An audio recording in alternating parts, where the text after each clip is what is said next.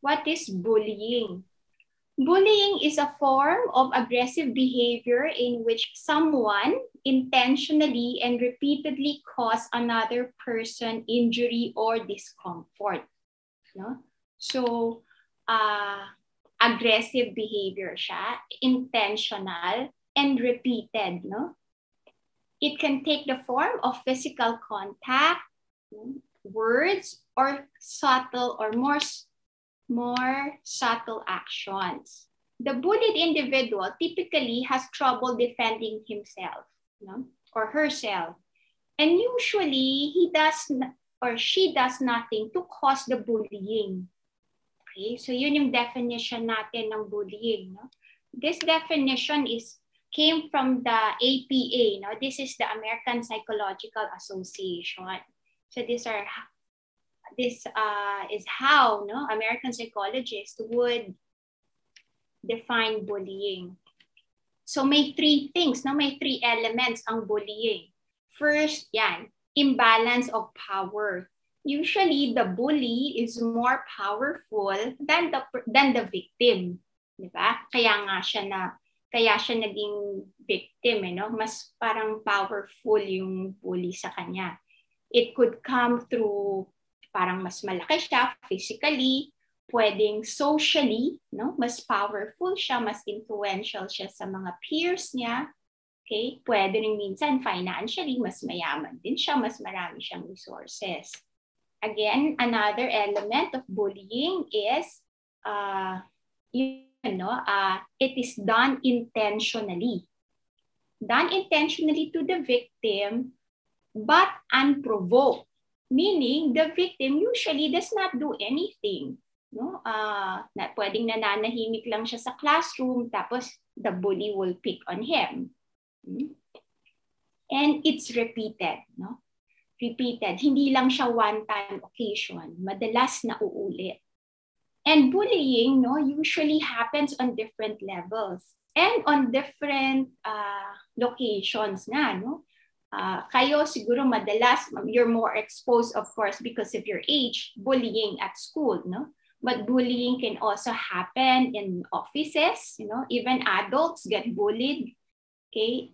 And we would hear about our West Philippine Sea issue, It could also be on a national scale, okay? Now, there are three types of bullying. Okay? Verbal bullying, which is saying mean things to other people. Okay, so it could come through teasing, name calling, inappropriate sexual comments, taunting people, threatening to cause harm. Okay, so verbal bullying yun. I remember before when I was a guidance counselor in St. Stephen's, I cannot forget one of my students. He was bullied often by his classmates. And kasi medyo effeminate siya. And so all yung mga pamacho na classmates would always pick on him. And may usong kanta nun dati. Hindi maganda yung pangalan, pero ang title ng kanta, yung Multong Bakla, And so they will always tell him, ikaw ghost, pa-social pa, ghost homosexual, ganyan. Yan ang tawag nila sa kanya. And they kept on doing that to him. Until one time, I was a guidance counselor. I gave an activity to the class. And lo and behold, I have people write, good things. Alam niyo yun, di ba pag fourth year, nung araw, pag graduate na, the guidance has this activity where you have your piece of paper and people will write nice things about you, diba? Yung mga classmate niya, yun ang pinagsusulat. So that's very, very clearly verbal bullying. Next is social bullying. Sometimes referred to as relational bullying, involves hurting someone's reputation or relationships. Anong form naman ang social bullying? Leaving someone out on purpose, telling other children not to be friends with someone, or spreading rumors about the person. Ito yung minsan, minsan yung ang social bullying, yung sabi ng teacher, okay, group yourselves, you find your group mates, no? And then no one wants to be group mate with this person. Hindi dahil hindi siya nagpo-contribute or anything, but they just don't like that person. I have an office mate who told me just recently, sabi niya, when she was growing up, she said she was the new kid in their neighborhood, and the kids would not play with her until na ilibre niya sila ng food. And gano'n, no? So the children will say, wag niyo yung kalaruin, hindi natin siya kasama. Ganyan, no? That's one form of social bullying. Okay? And ito na yung mas madalas na, mas obvious, no? Yung physical bullying. That is really hurting a person's body or possession, no? Okay. Ano yung forms niyan? Hitting, kicking, pinching, okay, spitting, tripping, yung pinapatid, tutulak, taking or breaking someone's things, making mean or rude hand gestures, okay? I remember my sister. She would come home to our house with so many pencils marks on her uniform. No? She was kinder 1 then. No? So meron siyang classmate na malaki, lalaki. Tapos, hilig siyang sulatan dito. Puro lapis, yung ganyan. No? So physical bullying. Okay, so yun, sinumbong niya sa akin. Then I had to deal with the bully classmate. Okay. Now, sa ngayon, because of the advent of social media, bullying does not only happen face-to-face. Diba? Usong-uso yung cyberbullying, and that's why we even have now mga laws about how to keep our cyberspace safe. No? The difference with cyberbullying is that the victim has no place to hide. Diba? Unlike yung physical bully, okay, sige, hindi na lang ako lalapit sa kanila or hindi na lang ako magpapakita sa kanila. Pero sa cyberbullying, once you go online, diba? Whether hindi mo nga nakikita yung umaaway sa iyo, diba? So usually the victim has no place to hide unless she, deactivates and does not enter the cyberspace at all. Right? The bully can target them anytime and any place, right? Whether the bully is on the other side of the globe, pwede pa rin siyang mang-bully sa cyberspace. Okay? And anytime, no? Kahit na midnight, pwede silang magli-leave ng mga comments doon, right?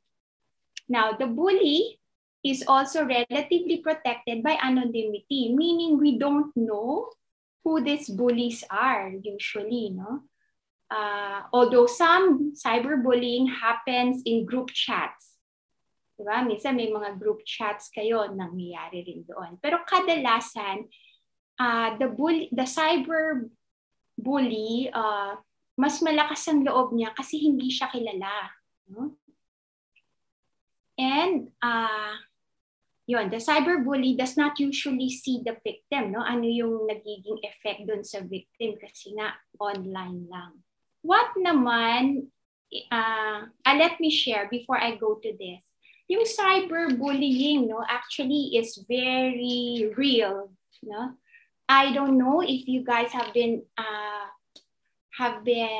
victim of cyberbullying. For those of you who said that you've been a victim of bullying, ang cyberbully, kahit na hindi mo nakikita yung bully mo, parang minsan mas mahirap yun. I experienced that when our company na to, yung company namin, we have our own social media account. No? And then, we had a contest. We had a promotion. And then, the promotion did not go very well. No? Kasi may mga tao na nanloloko, yung mga scammer, sumali na rin dun sa promotion namin. It was our first promotion online, I think. And so we were very naive. We didn't realize that there were scammers who could actually swarm your promotion. And so we issued and called out one of those people who actually, falsified yung signature, ganyan. Nako. So, we called that person out on a Friday. Tapos, nag-weekend na. So, wala na kaming trabaho. Tapos, lo and behold, hindi namin alam.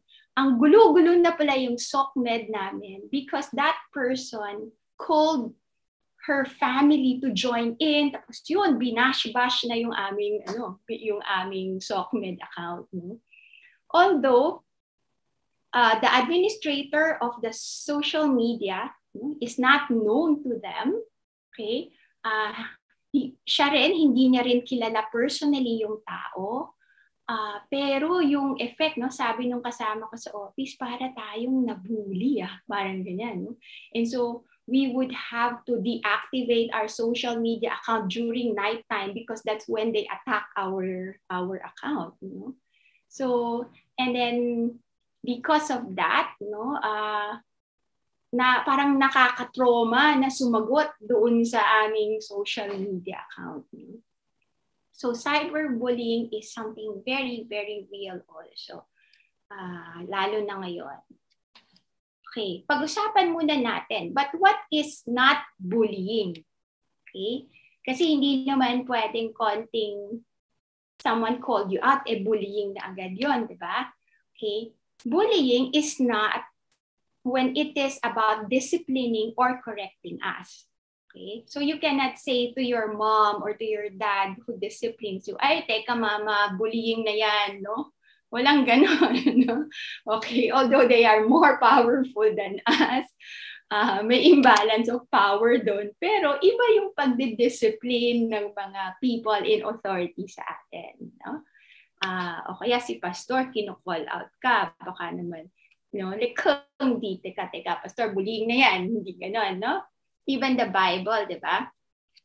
The Bible also says that our scripture is inspired by God and is profitable for teaching, for reproof, for correction, and for training in righteousness. No? So when it's about correcting us, then it's not bullying. Because sometimes people are very sensitive na even yung people well-intentioned, trying to correct them, ganyan, discipline, parang feeling nila binubully na sila. Okay. Bullying also is not clean fun or joking. No? Meron din naman, hindi naman, although kanina, di ba, sabi doon, verbal bullying, part of that is teasing or taunting. No? Pero yung mga harmless jokes that you play on your friends, okay lang yon. Pero wag din sosobra. No? Kunwari, ginawa mo isang beses, hindi na siya natuwa, ay wag mo nang ulit-ulitin. No? Kasi one element of bullying is, it keeps on being repeated. So let's be sensitive also to others if they're not into your joke. No? And also the Bible tells us, right? Ephesians 5:3, chapter 5, verses 3 to 4. But among you there must not be even a hint of sexual immorality or any kind of impurity or of greed, because these are improper for God's holy people, nor should there be obscenity, foolish talk, or coarse joking. No? So, nasa Bible din yun. Huwag daw ganon. Right? Okay. So, now let's go to the three elements. No? The bully, the victim, and the bystander. Okay. So, the bully. Okay. Usually, ano ang mga characteristics ng bully? Okay. The bully tends to appear very confident. Like I said kanina, they have social power. No? They appear like that, but actually, underneath that confident stance, they actually have, most of them would also have low self-esteem. That's why there is a need to show power to other people. Okay? They could be very aggressive, angry na tao, and revengeful. They lack empathy for the victim. No? Usually, yun nga, hindi sila naaawa pagka nasasaktan yung tao. Wala lang sa kanila yon. No? Kulang sa empathy. Bully comes from homes with little supervision a lot of times. No? There is poor modeling of aggressive behavior. So madalas, sa mga bahay ng mga bully, they also experience aggressive behavior towards them. Okay? And maybe, kung hindi directly towards them, could be directed to other people. Okay? I cannot forget a grade 1 student before when I was still in St. Stephen's. No? He was a new student, pero very quickly, he became very infamous actually, no? Notorious to the teachers kasi he would be violent, no, in the classroom. Nanununtok siya, nangaaway siya ng mga classmates niya. No? And so the mother was called in. No? And lo and behold, we were so surprised because when the mother was called in, pinagbabatukan niya yung kanyang anak. Grade 1 student to. No? So the 7-year-old kid, or 6 years old now, no, grade 1, kaya pala siya natututong to be violent is because the mother was like that towards him. No? And so we even had to warn the mother to stop doing that. So yun, no? Minsan poor modeling at home. Okay. Now, the bully also likes to control others. No? They want to have that sense of control through verbal or physical actions. They also view violence in a positive way. No? Could be na parang, inis ka sa akin, okay, I can respond to you violently. Quicker to anger and sooner to use force on others. No? That's how they are, no? The bullies. Also, they're easily frustrated.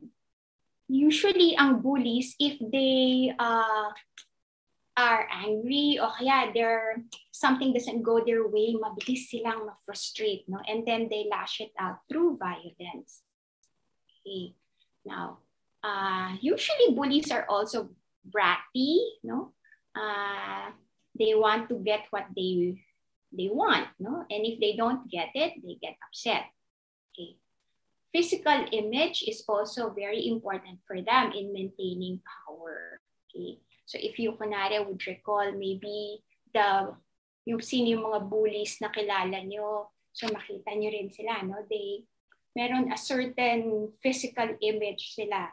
Kahit I remember our class bully before, he was actually small, one of the smallest people in class. Pero medyo, no? May muscle siya, ganyan. Overly concerned with popularity. They actually want to be popular. Has difficulty following rules, okay? Has friends who bully others. Okay? So usually, meron din silang friends na bully. And they're also easily pressured by others. Okay? Kunyari, yung mga barkada nila, okay? Usually, yung bully, di ba, may barkada rin siya. And nape-pressure rin siya ng mga barkada nila to also be a bully. Okay? Now, let's go to the victim naman. Okay? The victim. Usually, the victim is perceived as different from their peers. Okay? Usually, yun nga, no? They are different. That's why people pick on them. Okay? Sometimes they're overweight, sometimes underweight, o kaya they're wearing thick glasses. Their clothing may be hindi kasing pareho ng iba due to their own, home environment. Or sometimes you're just the new person in school. Okay, yun nga. Or being unable to afford what kids consider cool. No? So usually yan yung profile ng victim. Now, they are perceived as weak or unable to defend themselves.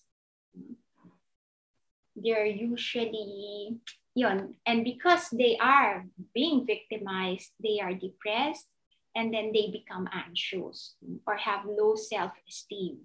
Kasi sasabihin niya, bakit nila ako binubuli? Hindi ko naman sila inaano. Diba? Ano bang meron sa akin? Am I not good enough to be respected? No? So may ganun. No? So they begin to develop low self-esteem also. Okay? And then they become less popular than others, and they have very few friends. No? Sometimes because they are afraid to, to befriend other people anymore because of their experience. No? And yung iba naman, because they're the ones being picked on by other people, they don't want to be associated with the victim kasi baka sila rin, no? Ma-bully rin. So may ganung thoughts. So they do not get along well with others. They are seen as annoying or provoking or antagonize others for attention. Okay. They do not respond effectively to aggressive actions. Okay. So kunwari, especially when they are physically being hurt and then they just allow other people to do that to them, no? Usually hindi nila alam kung anong gagawin nila. They get paralyzed by their fear. So they don't know how to respond. Okay. Now, what are the long-term effects of bullying? May long-term effects yan both on the bully and on the victim. Okay? Now, for the bully, they tend to become aggressive adults. Not all, no? I will not say like once you are a bully, you're like this. Hindi naman, no? But there's that tendency. Okay? Now, they also have a higher chance of breaking the law if they do not correct themselves. And they could get into legal problems. No? Now, for the victim naman, etong mas maraming long-term effects. Okay? So, they're typically unhappy.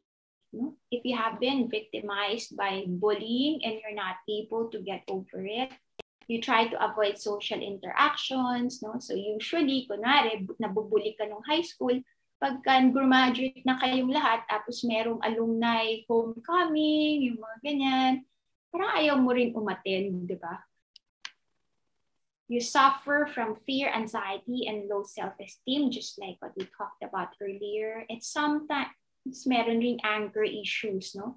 Because as you grow older, especially kunyari you got bullied when you were a student, and then you grow older na, you become an adult, sometimes the anger issues are left, no? Are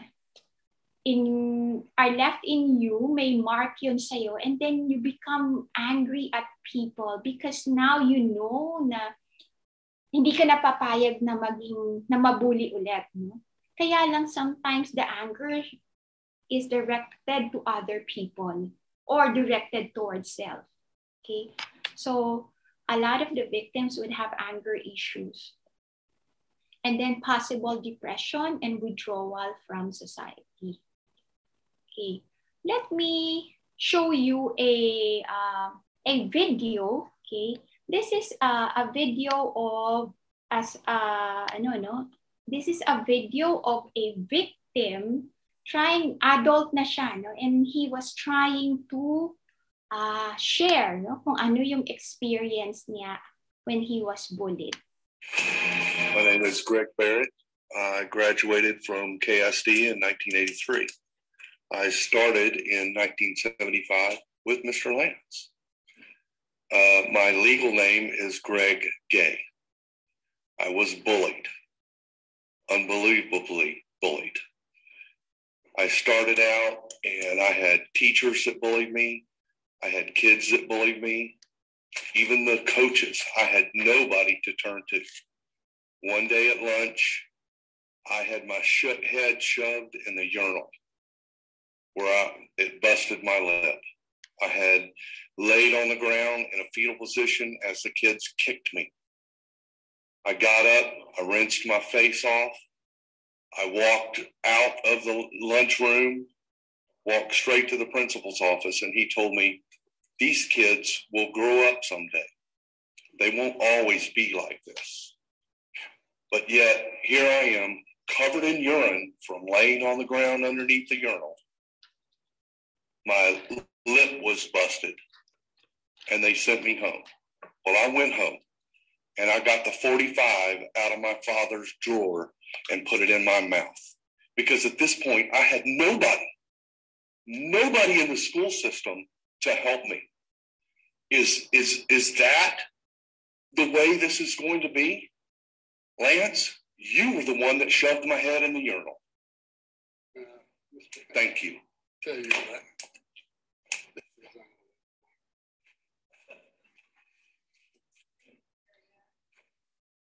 Want to debate it? Because I've got witnesses that were there when it happened.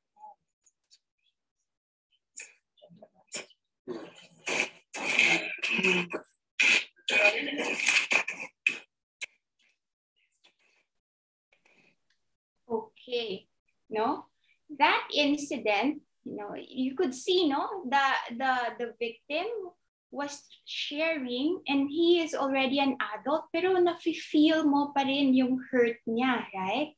And what is surprising, that incident happened in a board meeting of a school in the United States with the parents, no? And lo and behold, yung superintendent ng school nila, parang principal nila, siya yung bully. Okay? And so kanina sabi natin, 'di ba? The bully usually they get into trouble when they don't change, no? But you see this person, he ended up being the principal, okay? But if you Google, okay, that name, Lance Hines, no? Hines siya. Mr. Lance actually resigned after this incident because he was exposed that he was a bully.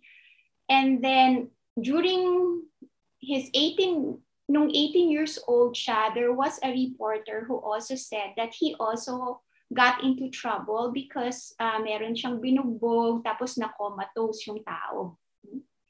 And then this person also, who had his doctorate degree, is now charged with plagiarism. No? Kinopya lang pala niya yung portions ng kanyang dissertation, and now the university took down his dissertation also from the library.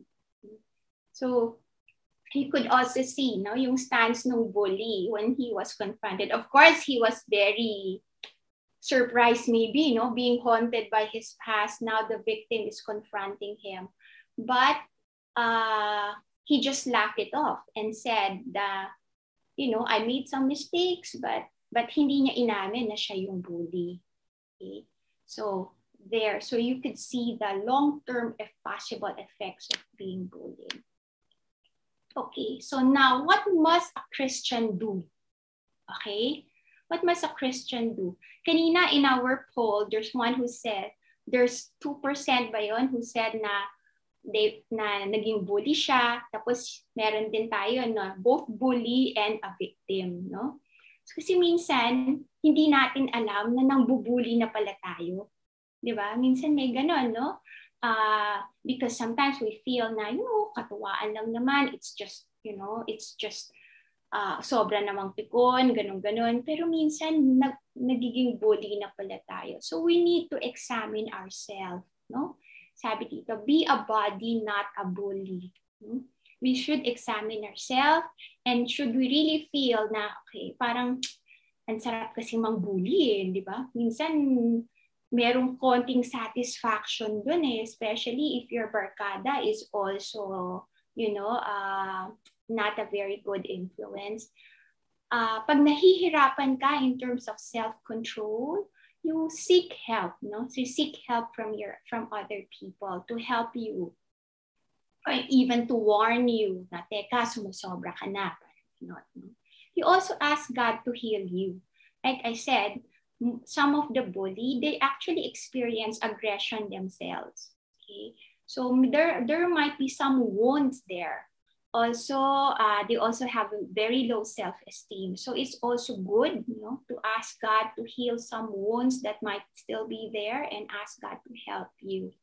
And you also ask for forgiveness. Okay, ask for forgiveness. the person that you bullied kung kaya pa. Kung hindi, at least ask forgiveness from the Lord and stop bullying others. Okay? Now, pagka-victim ka naman, kanina meron din mga sumagot sa atin, di ba? They've been victims of bullying.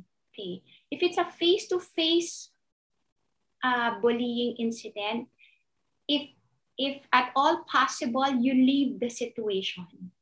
Okay? Iwas ka. O kaya pag may nandiyan na, iwas ka mo, alis ka. No? Tell an adult or trusted friend. Okay? Do not keep it to yourself. I remember, my sister-in-law, yung pamangkin niya studies in a public school. And yung pala, he was being bullied na by this group of actually hindi niya classmates, but mga boys na higher year, no? They're older boys. Tapos inaabangan siya sa school gate, ganun. Tapos he was being threatened and says, pag sinumbong mo kami sa mama mo, pati mama mo, we will do something to your mom. Parang ganon, no? And so the boy got very scared and he wasn't telling anyone about it, no? Until napansin na lang nila na iba na yung ayaw nang pumasok sa school, and hanggang sa napilitan yung boy na mag-confess. No? But if you're a victim of bullying, please tell an adult or a trusted friend about it. And you understand the facts about bullying. Okay? You also try to get active and involved at school so that, you would also have other people who can help you. Okay? And if you're active and involved at school, they know that you're very, you have your own group of people, then baka mas hindi ka na rin ibubully. No? Okay, so cyberbullying, don't respond to the message, but you save it as evidence. Okay?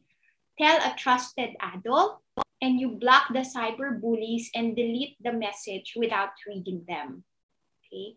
So siguro you take lang a screenshot, pero wag mo nang, ulit-ulit basahin, yung ganyan. But you save the evidence so that when they deny it, you have something to show.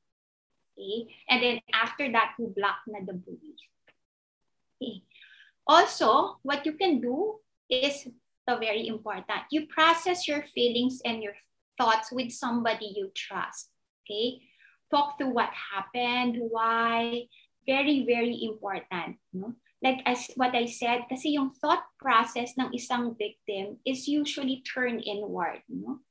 Bakit hindi nila ako gusto? Yung ganon. So maybe talagang I'm not likable. So it becomes a very negative self-script.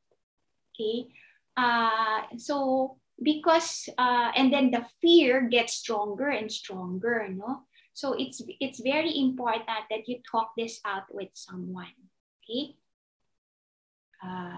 Okay. Learn to set boundaries also. Okay? When they come, if you have to say no, you have to say stop, and you have to ask help from other people. Okay? Do not seek revenge. Kasi minsan mas lalo kang napapahamak sa ganun. It's better to ask help than you seeking revenge. And very important, know who you are in Jesus Christ. Okay, why is this important? Because when you become a victim, it basically affects your self-esteem. How you see yourself, how you feel about yourself. So very important for me that you know who you are in Christ. Okay? You have to remember what the Bible tells you about who you are. You are a child of God. You are loved by God. You are accepted and chosen by God. You are God's handiwork. You are equipped by God, and you are gifted. Okay? So you matter. You are important to the Lord. So do not forget who you are in Christ. Okay? Now, what must a bystander do naman? Okay? Marami sa atin, then hindi tayo naging bully, hindi tayo naging victim, but we are bystanders, no? Be the voice that stops bullying. Proverbs 31:8-9 says, speak up for those who cannot speak for themselves, for the rights of all who are destitute. Speak up and judge fairly, defend the rights of the poor and needy. It could be that someone who is a victim is needy, no? Needy of your help. Okay, so be the voice that stops bullying. Do not join in. Okay, do not join in bullying. Minsan kasi akala natin nakakatawa yun. Alam mo ako, I have to confess, no. In our class, we also had bullies when I was in high school sa St. Stephen's. And then the bully, like one of our classmates has always been bullied. Siya yung medyo nerdy siya. Well, actually, lahat naman kami medyo nerd. Pero siya yung, paano ba siya?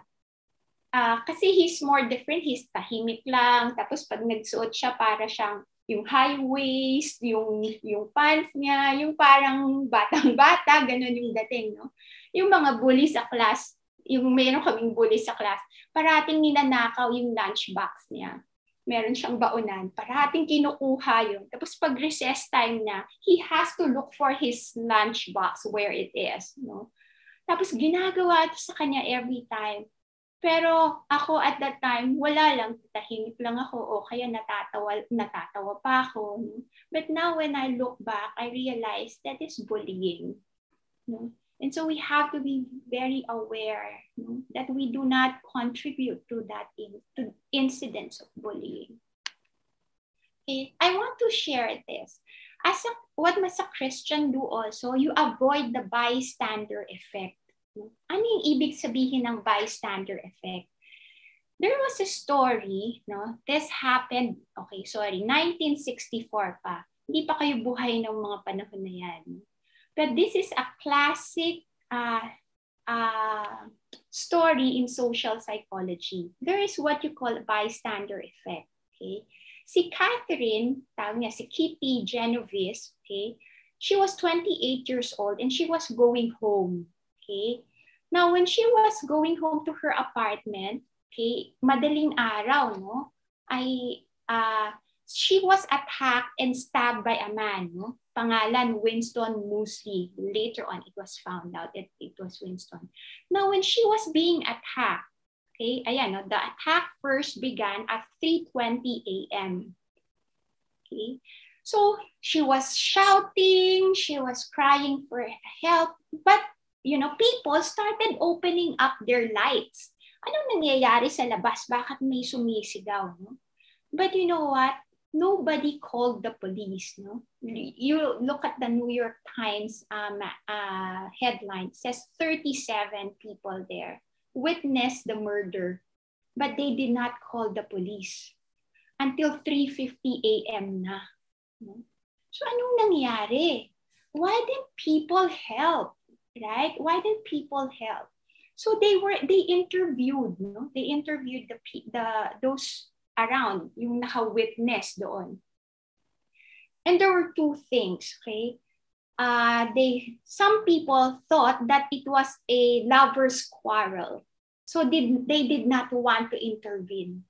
And later on, they found out na hindi naman pala lover ni Kitty yung Winston, no? It was really an attack towards a stranger, okay? So then the social psychologists studied this and wonder how could people be so callous and so na parang wala silang pakialam. They saw murder happening right in front of their eyes, just outside their home. And then they realized that there is such a thing as bystander effect. What does that mean? It means that if there are too many people around and there is a certain task that is supposed to be done, everybody becomes a bystander. The presence of other people creates a diffusion of responsibilities. Na parang, ang dami naman dyan eh. So, parang nag-aantayan kayo, ay baka siya yung tutulong. Tapos iniisip ng isa, ay baka siya yung tutulong.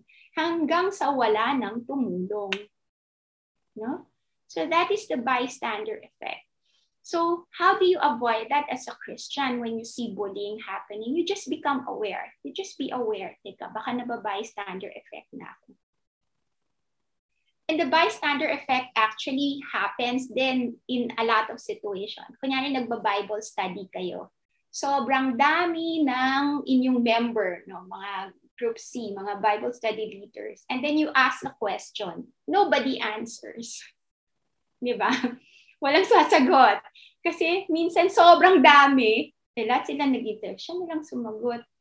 Ay, siya na lang sasagot. Ganun, no? So nagkaka-bystander effect din, right?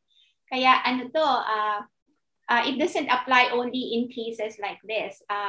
That's why when you do groupings, okay, and you have a certain task na hindi naman kailangan na, na talagang maraming tao, you limit the number of people in your group so that you don't get bystander effect. Okay, so what should a Christian do? Okay, work with others to reduce bullying. Sabi rito, no? The oppressor would not be so strong if he did not have accomplices among the oppressed. And what are those? Minsan yung form of being an accomplice is really just being silent. No? So help report bullying when you see one, and you help the victim. Kunyari, you see someone being bullied, lapitan niyo yung victim. Halika, punta tayo. Halika, labas muna tayo. You help intervene and take him out of the scene. Okay. Sabi rito, there's a difference between nice and kind. Ako, I would suggest that let's not just be nice, let's be kind. Anong difference niya? Sabi niya, if you're nice, you never want to rock the boat. Okay? Kaya na lang natin, ganyan na lang, ganun. Okay? Don't rock the boat. Okay? You're most concerned with not upsetting someone. Okay? Afraid to speak up when they witness unkind behavior. Okay? No, I'm a nice person. Bahala na lang sila. Parang ganyan. No? Worried about being liked. Okay? But if you are kind, you're willing to make waves. You're most concerned with doing what is right. No? Willing to speak up and take a stand, and worried about being kind rather than being liked by people. So don't just be nice, let's be kind. Okay? Now, for us naman na nasa school, camp, or church na nag-organize, no, how do you deal with this? You ensure that the child or teen is safe, seek ways to prevent bullying. Okay, be aware just in case there is bullying that's happening. Okay, involvement on the part of all the staff. You increase supervision. Be consistent and give immediate consequences for inappropriate behavior. Be generous with your praises for pro-social behavior, meaning the good behaviors. No, set specific rules. Class yan or sa camp man, no? And serious individual talks with bullies and their parents. Okay? You increase, if this is happening in the school, you increase home and school communication. Okay, no? Kaya ako to sinali kasi, I would be camp counselors. I've been a camp counselor several times, and there was one time that I was assigned, it was a children's camp, I was assigned to 4 boys. The 3 of the boys, they were bullying the other one. Okay? It was such a mess, pinakamahirap na school camp na na-attend ko. And then when I approached the organizers, I said, bakit naman binigay sa akin tong mga boys na to? First, babae ako. And then I have a lot of other responsibilities, and I cannot look after them. No? Sabi na, kasi psychologist kaya kaya mo yan. No? Pero sobra nilang binubuli yung isa. No? So it was such a wrong move to put them together in one group, no? So when you do your groupings, please be mindful of mga ganyang nuances with children and with teens. So very, very important for us to also structure our mga activities, no, so as not to encourage bullying. Okay. Let me share with you, kanina medyo sad yung ating video. Let me share with you this another video of bullying, no? And how it could end well, pero pwedeng yung ending ng well could also take a lot of years. But let's look at this. I'm about to board my flight back to Alaska for the first time in 19 years. I'm actually starting to get a little emotional. Chad Michael Morissette is heading to his hometown, Eagle River, Alaska, where he was bullied so badly as a kid, he left, vowing never to return. At certain points, threatened, my life, I'll kill you. Now living in Los Angeles, Chad Michael was stunned when he received a Facebook message from one of his childhood tormentors, apologizing for things he said and did in junior high. I was shocked, really shocked. Louis Amundsen, a paper salesman, is now 35 years old and married. He says he sent the message of apology, hoping to set a good example for his daughter. I took the easy route, picking on the kid everybody else was picking on. He wanted to make things right. I told him I would apologize face-to-face if I could, and I meant it. Chad Michael decided to accept the offer, and we were with him on his journey home. These former classmates were his good friends during his adolescence. He credits them with protecting him from the bullies. His teacher, Janet Steinhauser. She protected me and she fostered my talents, and I wouldn't be where I am today if it weren't for her. The time has come to go face to face with the man who tormented him in junior high. It's a nerve-wracking drive back to Ernest Gruning Middle School. I feel nervous pulling up to the junior high. This wasn't a fun place. As he enters, wow, the memories come rushing back. The school jocks targeting him because he was gay. Entering the hallway was always scary, not fun, because there would be a big group of guys that always gathered here. Louis Amundsen is there waiting for him. I guess I'm just nervous because apologizing face-to-face is a little harder than sending a message over Facebook. The big moment has arrived. First things first, I am sorry. I really, really am. I believe you. I accept your apology. Awesome. I'm sorry goes a long way. Well, forgiveness does too. It's a heartwarming occasion. Surprisingly, the two catch up like lost friends. It's one of those moments in life where it's like, wow, this feels great. Their former teacher is moved to tears. To be sitting here and listening to them, it's very powerful. For Chad Michael, a day that began with nervous anticipation now ends with a toast to a brand new friendship. And to friendship.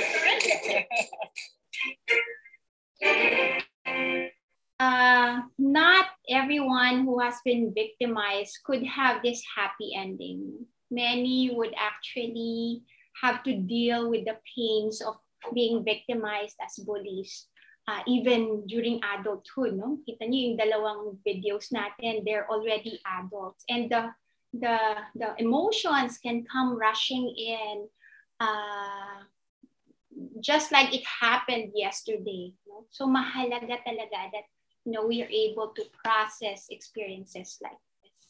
Okay, and let me end with 1 Corinthians 13:1-3. It says, if I speak in the tongues of man or of angels, but do not have love, I am only a resounding gong and a clanging cymbal. If I have the gift of prophecy and can fathom all mysteries and all knowledge, and if I have a faith that can move mountains, but do not have love, I am nothing. If I give all I possess to the poor and give over my body to hardship, that I may boast, but do not have love, I gain nothing. As Christians, we are called to love one another. And so I hope that bullying will never be part of us being Christians. And if ever we made some mistakes, we would be able to proceed in love by asking for forgiveness, by helping, to stop bullying. And if you have been victimized, by bullying, always remember that you are loved. You are loved by God. And you have brothers and sisters in Christ who will love you. So reach out and ask for your help. Okay? So thank you very much for your attention and for listening.